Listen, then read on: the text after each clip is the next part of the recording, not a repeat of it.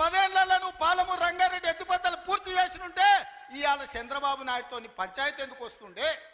ఆనాడు నువ్వు వైఎస్ రాజశేఖర రెడ్డి ముఖ్యమంత్రి ఉన్నప్పుడు ఆనాడు పోతిరెడ్డిపాడు పక్క 4000 క్యూసెక్స్ నుంచి 40,000 క్యూసెక్లకు పెంచింది. రాజశేఖర రెడ్డి గారికి ఊడిగం చేసింది.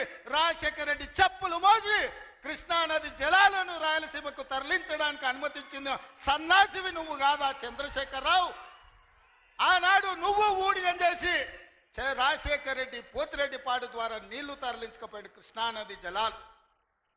మళ్ళీ ఆయన కొడుకు జగన్మోహన్ రెడ్డి ముఖ్యమంత్రి అయిన తర్వాత ఇదే ప్రగతి భవన్, ప్రజల స్వేదంతో నిర్మించిన ప్రగతి భవన్ అధికారిక కార్యాలయానికి వైఎస్ కొడుకు జగన్మోహన్ రెడ్డిని పిలిపించి పంచపక్ష ప్రమాణాలు పెట్టి 6 గంటలు చర్చించి రాయలసీమ ఎత్తిపోతల పథకానికి పథకం రచించింది నువ్వు కాదా? ఇది ద్రోహం కాదా? ఆనాడు రాజశేఖర రెడ్డితో కలిసి పోతిరెడ్డిపాడు ద్వారా కృష్ణానది జలాలను సీమకు తరలించకపోతుంటే హారతిచ్చింది నువ్వు కాదా? ఆనాడు మంత్రివర్గంలో నీ మంత్రులు లేరా? హరీష్ రావు గారు ఆ మంత్రివర్గంలో మంత్రి కాదా అని నేను ఇవాళ అడుగుతున్నా. అదే కాదు, జగన్మోహన్ రెడ్డి గారు ముఖ్యమంత్రి ఉన్నప్పుడు ఏ నీళ్ల కోసం తెలంగాణ రాష్ట్రం తెచ్చుకున్నామో, ఏ నీళ్ల కోసం శ్రీకాంతాచారి లాంటి యువకులు, నూనూగు మిసాల యువకులు ఆత్మ బలిదానాలు చేసుకున్నారు. ఆ బలిదానాలతో సాధించుకున్న తెలంగాణలో కృష్ణానది జలాలు రంగారెడ్డి, మహబూబ్ నగర్, అదేవిధంగా నల్గొండ, ఖమ్మం జిల్లాలకు ప్రాజెక్టులకు భూములకు పారాల్సిన నీళ్లు రాయలసీమ జిల్లాలకు తరలించకపోతుంటే రాయలసీమ లిఫ్ట్ ఇరిగేషన్, అదేవిధంగా ముచ్చుమర్రి లిఫ్ట్ ఇరిగేషన్ నిర్మించుకుంటుంటే ఒక్క రోజైనా నువ్వు అడ్డుకున్నావా? వీరతిలకం దిద్ది జగన్మోహన్ రెడ్డికి పంచపక్ష ప్రమాణాలు పెట్టింది నువ్వు కాదా? ఇవాళ నువ్వు చేసిన పాపం ఇవాళకు మాకు శాపమైంది, ఇవాళ మాకు ఉరైంది. ఇవాళ తొందరలోనే రాయలసీమ లిఫ్ట్ ఇరిగేషన్ పూర్తి అయితే రోజుకు 10 టీఎంసీలు, రోజుకు 10 టీఎంసీలు అంటే ఒక్క నెల రోజులు మనం కళ్ళు మూసుకుంటే 300 టీఎంసీలు శ్రీశైలం మొత్తం తరలించకపోవడానికి, మలుపుకపోవడానికి ఇవాళ పునాదులు వేస్తే ఆంధ్రప్రదేశ్ ప్రభుత్వం వీర తిలకం దిద్ది కాంట్రాక్టర్ దగ్గర కమిషన్ల కోసం కక్కుర్తిపడ్డది నువ్వు కాదా చంద్రశేఖరరావు? ఆనాడు సాగునీటి పారుదల శాఖ మంత్రి హరీష్ రావు కాదా అని నేను అడుగుతున్నా. 5 ఏళ్ళు హరీష్ రావు సాగునీటి పారుదల శాఖ మంత్రి, 5 ఏళ్ళు చంద్రశేఖరరావు గారు సాగునీటి పారుదల శాఖ మంత్రి. మరి నేను ఇవాళ అడుగుతున్నా, పాలమూరు అక్కడనే ఉంది, కల్వకుర్తి అక్కడనే ఉంది, భీమా ఎండిపోయింది, కోయిల్ సాగర్ ఆరిపోయింది, ఈ రోజు ఆర్డీఎస్ అట్లనే ఉండిపోయింది. మా ప్రాజెక్టులు ఎందుకు పూర్తి చేయలే? మా పాలమూరు కష్టాలు ఎందుకు తీరవలేదని నేను అడుగుతున్నా. ఈ నీళ్లు మాకు నాగరికతను ఎందుకు తేలే? ఈ నీళ్లు మాకు పసిడి పంటలు ఎందుకు తీయలే? ఈ నీళ్లు మాకెందుకు కన్నీళ్లు మిగిలిచ్చినాయని నేను అడుగుతున్నా. ఈ నీళ్లు మా భూములు ఎడారుగా మారడానికి, ఈ నీళ్లు మా ప్రజలు వేలాదిగా వలసలు పోవడానికే పనికొచ్చినాయి తప్ప మా జీవితాలలో వెలుగులు వచ్చినాయని నేను అడుగుతున్నా. ఈ పాపం నీది కాదా చంద్రశేఖరరావు? ఈ పాపం నీదే కదా? 10 ఏళ్ళు వచ్చిన తెలంగాణ రాష్ట్రంలో 2 లక్షల కోట్ల రూపాయలు సాగునీటి ప్రాజెక్టుల కోసం ఖర్చు పెట్టినావు కదా. 1,00,000 కోట్లు కాళేశ్వరం కట్టినావు, 1,00,000 కోట్లల్లా 1,000 కోట్లు మింగినావు. కట్టిన కాళేశ్వరం కుప్పగూలిపోయింది. ఇంతకంటే దిక్కుమాలిన ప్రాజెక్ట్ ఇంకెక్కడైనా ఉంటుందా అని నేను చంద్రశేఖరరావుని అడుగుతున్నా. ఇవాళ మా ప్రాజెక్టులు పడావు పెట్టి మా నిధులు నీళ్ళేమో రాయలసీమ తరలించకపోయింది, నిధులేమో నువ్వు తరలించకపోయినావు, పదవులేమో నీ ఇంట్లోకి వచ్చినాయి, పాపాలేమో మాకు వచ్చినాయి. ఇవాళ ఈ పాపాలు, ఈ కష్టాలు ఎంతకాలం మేము ఎదుర్కోవాలని నేను అడుగుతున్నా. అందుకే మిత్రులారా, ఇవాళ మన మీద పగబట్టిండు. 10 ఏళ్ళు ముఖ్యమంత్రి ఉన్నాయన, మన పరిపాలన బాగలేదంటుండు. నేను అడుగుతున్న ఇక్కడికి వచ్చిన సోదరుని, తెలంగాణ ప్రజల్ని, 10 ఏళ్ళు కేసీఆర్ ముఖ్యమంత్రి ఉన్నాడు, 12 ఏళ్ళు నరేంద్ర మోడీ ప్రధానమంత్రి ఉన్నాడు. ఇవాళ చర్చకు సిద్ధమా? కిషన్ రెడ్డి గారు మీ పార్టీ ప్రెసిడెంట్గా నువ్వురా, కేంద్ర మంత్రిగా నువ్వురా, చంద్రశేఖరరావు గారు ప్రతిపక్ష నాయకుడిగా నీ పార్టీ ప్రెసిడెంట్గా నువ్వురా, కాంగ్రెస్ పార్టీ నుంచి ముఖ్యమంత్రిగా నేను వస్తా. 12 ఏళ్ళు మోడీ పరిపాలన మీద, 10 ఏళ్ళు చంద్రశేఖరరావు పరిపాలన మీద, 12 నెలల మా పరిపాలన మీద, ప్రజా పరిపాలన మీద చర్చ చేయడానికి నేను సిద్ధంగా ఉన్నా. చర్చలో ఓడితే ముక్కు నేలకు రాస్తా అని చెప్పి నేను ఈ సందర్భంగా సవాలు విసురుతున్నా. ఇవాళ నేను అడుగుతున్నా, మాకు అవకాశం వచ్చింది, మా జిల్లాకు అవకాశం వచ్చింది, మేము ఎవరినో అడుక్కోవడం, ఎవరి ముందల్లో చేయి దాచడం కాదు.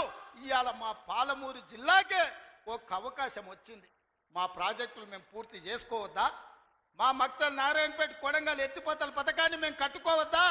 మా పాలమూరు రంగారెడ్డి పూర్తి చేసుకోవద్దా, మా కల్వకుర్తి పూర్తి చేసుకోదా, మా బీబా పూర్తి చేసుకోదా, మా నెట్టంపాడు పూర్తి చేసుకోదా, మా కోయిల్ సాగర్ పూర్తి చేసుకోదా, మా జూరాల పూర్తి చేసుకోవద్దా, మా తుమ్మిళ్ళ ప్రాజెక్టు పూర్తి చేసుకోవద్దా, మా ప్రాంతం అభివృద్ధి చెందొద్దా అని చంద్రశేఖరరావుని అడుగుతున్నా. ఏది తీసినా ఏది పెట్టినా వద్దు అనే తప్ప నీ నోటి నుంచి ఒక్క మాట అయినా మంచి మాట వచ్చిందా అని నేను అడుగుతున్నా. ప్రాజెక్టులు కట్టొద్దంటివి, భూములు సేకరించొద్దంటివి, పరిశ్రమలు పెట్టొద్దంటివి, లగచర్లలో పరిశ్రమలు అంటే కలెక్టర్లను చంపడానికి చూస్తేవి.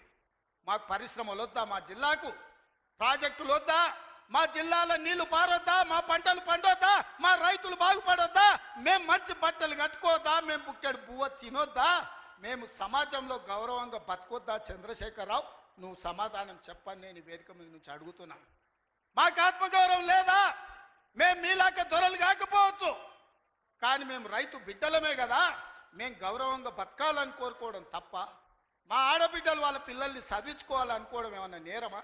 ఎందుకు అడ్డుకుంటున్నారు నువ్వు, నీ కొడుకు, నీ అల్లుడు అని నేను అడుగుతున్నా. 12 నెలలు కానీ ప్రభుత్వం అప్పుడే దిగిపోవాలంటున్నాడు. 10 ఏళ్ళలో నువ్వు చెయ్యని పనులు మేము చేసినాం కదా. ఏం బాగలేదు పాలన. ఆయన కొడితే గట్టి కొడతాడంట. ఆయన కొడితే ఎంత గట్టి కొడతాడంట అంటే ఇక అది చెప్పనలవి కాదంట. నేను అడగదలుచుకున్న మా సోదరుడు, అయ్యా ఆయన గట్టి కొట్టడానికి ఫుల్లా ఆఫా? ఏంది గట్టి కొట్టడానికి? ఏం కొడతాడు ఆయన? కొడితే గిడితే ఓ ఫుల్లు ఓ ఆఫ్ గట్టి కొట్టగలడు, అంత మించి గట్టి కొట్టేది ఏందుంది? 10 ఏళ్ళు నువ్వు గట్టి కొట్టేటోని ఆయన ఉంటే, నిజంగానే నువ్వు గట్టి కొట్టాలంటే డ్రగ్స్ పార్టీలు ఫామ్ హౌస్లలో చేస్తున్న నీ కొడుకును వంగబెట్టి గట్టి కొట్టు, వానికి బుద్ధి వస్తుంది. ఢిల్లీలో లిక్కర్ దందాలు చేసి తెలంగాణ గౌరవాన్ని తీసిన నీ బిడ్డను దవడ మీద అంగబెట్టి గట్టి కొట్టు. తెలంగాణ పరువు తీసినందుకు గట్టి కొడితే వస్తుంది.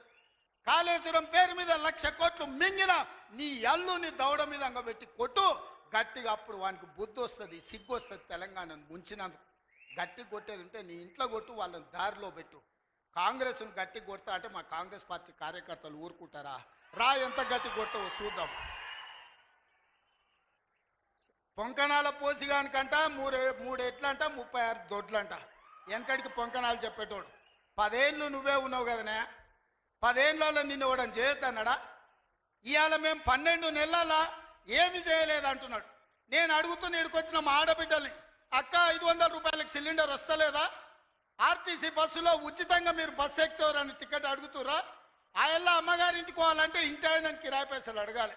అమ్మవారి గుడికి పోవాలంటే పక్కింటోళ్ళు తోడు రావాలి.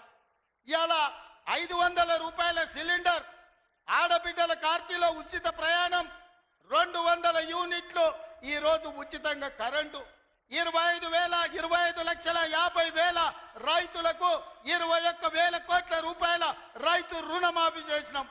రైతు భరోసా కేసీఆర్ ఎగనామ పెడితే వచ్చిన ఎంబడే 7,625 కోట్ల రూపాయలు ఇవాళ రైతు భరోసా మొదటి విడత ఇచ్చినాం. రెండో విడత ఈరోజు రైతు భరోసాల 10,000 కోట్ల రూపాయలు, ఎకరాకు 12,000 సంవత్సరానికి ఇవాళ మనం మొదలు పెట్టినాం.